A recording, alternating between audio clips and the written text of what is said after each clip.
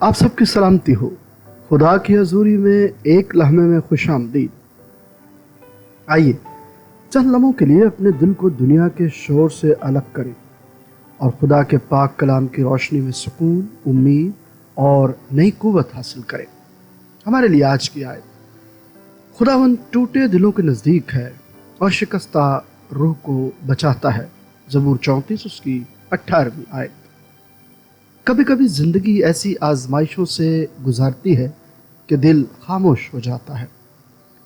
کسی اپنے کی جدائی، کسی دوست کی بے وفائی، کسی بیماری کی خبر یا مسلسل ناکامیوں کا بوجھ۔ ایسے لمحوں میں انسان کے دل میں ایک سوال اٹھتا ہے: کیا خدا اب بھی میرے ساتھ ہے؟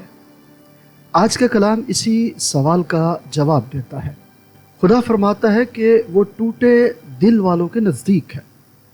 اس نے یہ نہیں فرمایا کہ وہ صرف مضبوط لوگوں کے ساتھ ہے یا صرف ان کے قریب ہے جو ہمیشہ مسکراتے رہتے ہیں، بلکہ وہ ان لوگوں کے قریب آتا ہے جن کے دل زخموں سے بھرے ہوئے ہیں۔ ہمارا ٹوٹ جانا خدا کے لیے رکاوٹ نہیں بنتا، بلکہ اکثر یہی وہ لمحہ ہوتا ہے جب ہم اس کی حضوری کو پہلے سے کہیں زیادہ گہرائی سے محسوس کرتے ہیں۔ اگر آج آپ کا دل بوجھل ہے تو یاد رکھیں، آپ اکیلے نہیں ہیں۔ خدا آپ کے درد کو جانتا ہے، آپ کے آنسو دیکھتا ہے اور آپ کے ساتھ کھڑا ہے۔ تو آج آپ کا عملی قدم کیا ہونا چاہیے؟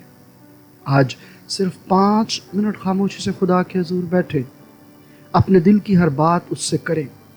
اپنے دکھ چھپانے کی کوشش نہ کریں، کیونکہ خدا انہیں پہلے سے ہی جانتا ہے۔ آئیے اپنے سروں کو جھکائیں اور دعا کریں۔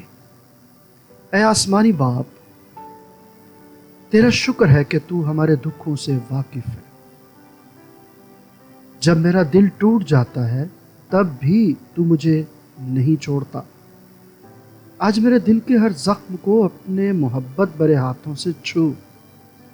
مجھے اپنی حضوری کا ایسا تجربہ عطا فرما کہ میرا خوف ایمان میں، میری بے چینی اطمینان میں اور میرا غم امید میں بدل جائے۔ میں اپنی زندگی تیرے سپرد کرتا ہوں۔ خدا یسوع مسیح کے نام میں یہ دعا مانگتے ہیں، آمین۔ یاد رکھیں، ٹوٹا ہوا دل خدا سے دوری کی علامت نہیں ہے، بلکہ اس کی قربت کا دروازہ بھی بن سکتا ہے۔ خداوند آپ کو اپنی حضوری، اپنے کلام اور اپنی سلامتی سے بھر دے۔ کل پھر ملیں گے خدا کی حضوری میں ایک لمحہ کے ساتھ۔ خدا آپ سب کو برکت دے، آمین۔